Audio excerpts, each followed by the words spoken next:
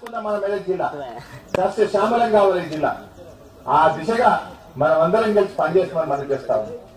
నిన్ననే ముఖ్యమంత్రి గారు కూడా చెప్పింది, సరే ఒక ప్రాజెక్టు కట్టుకుంటే ఒక ఊరుకు నష్టం జరగచ్చు, వాళ్ళు కూడా మనోళ్ళే, కానీ వాళ్ళకు కూడా గతంలో లాగా కాదు, ఇంటికి ఒక ప్రభుత్వ ఉద్యోగం ఇస్తాం.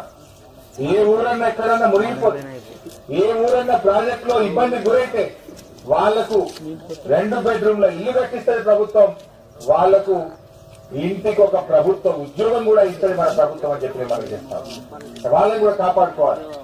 వాళ్ళు ఇల్లు ఊరు మునిగిపోయి దిక్కులేని కావద్దు, వాళ్ళని కడుపులో పెట్టుకుంటే తెలంగాణ ప్రభుత్వం గత ప్రభుత్వాలు పాత ప్రాజెక్టు మనం ముట్టుకోలేం, కానీ కొత్తగా ఎక్కడైనా ప్రాజెక్ట్ వస్తే మాత్రం తప్పకుండా మన మెదక్ జిల్లా ప్రాజెక్టు కావచ్చు, మహబూబ్ నగర్ కావచ్చు, నల్లగొండ నిన్న ముఖ్యమంత్రి గారు శంకుస్థాపన చేసిన ప్రాజెక్టులో ఎక్కడైనా ఏదైనా ఊరు ప్రాజెక్టులో మునిగిపోయినట్టయితే ఇంటికి ఒక ప్రభుత్వ ఉద్యోగం ఇస్తాం, ఇంటికి నష్టపరిహారం ఇస్తాం, 2 బెడ్రూమ్ల కొత్త ఇల్లు కూడా కట్టిస్తారు తెలంగాణ ప్రభుత్వం.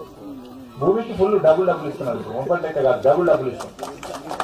వాళ్ళు ఇప్పుడు కొత్త కథ అయింది. నీకు తెలియదు, బెజ్జంతి మండలంలో ఒకటి తోటపల్లి ఒగ్లాపూర్ రిజర్వాయర్ అని ఉంటుంది. ఆ రిజర్వాయర్ మొన్న ఎప్పుడు నేను రివ్యూ చేసిన, 5 ఊర్లు మునుగుతున్నాయి. ఆడ ఉండే నీళ్ళు ఒక్కటే టీఎంసీ, 1000 కోట్లు ఖర్చు అవుతుంది. నేను అన్న ఈ ఒక్క టీఎంసీకి 1000 కోట్లు అయితే తీసేసేదాన్ని. ఊర్లు మునగకుండా ప్రాజెక్టు తీసేసి మంచి వాళ్ళకు కాలువ తగ్గి నీళ్ళు ఇచ్చే ప్రయత్నం చేశాను. గమ్మత్ ఏంటంటే కర్ణాటక ధర్నా చేస్తారు, మా ఊరు ముంచుదని.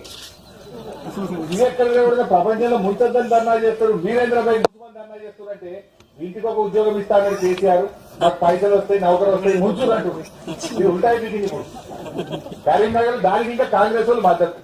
నేను పొద్దుగా ఫోన్ చేసి బాగా పెట్టినాను, ఎవడన్నా ముంచొద్దని ధర్నా చేస్తారు, వీరేంద్రబాయి ఊరు ముంచుమని ధర్నా చేస్తారు. ఇది ఎక్కడ కథ పెట్టినా గట్లయిపోయింది, ఇప్పుడు ఉంటాయి కథ. అందువల్ల ముఖ్యమంత్రి గారి ఆలోచన ఏంటంటే మంచిగా చేసేటువంటి ఆలోచన.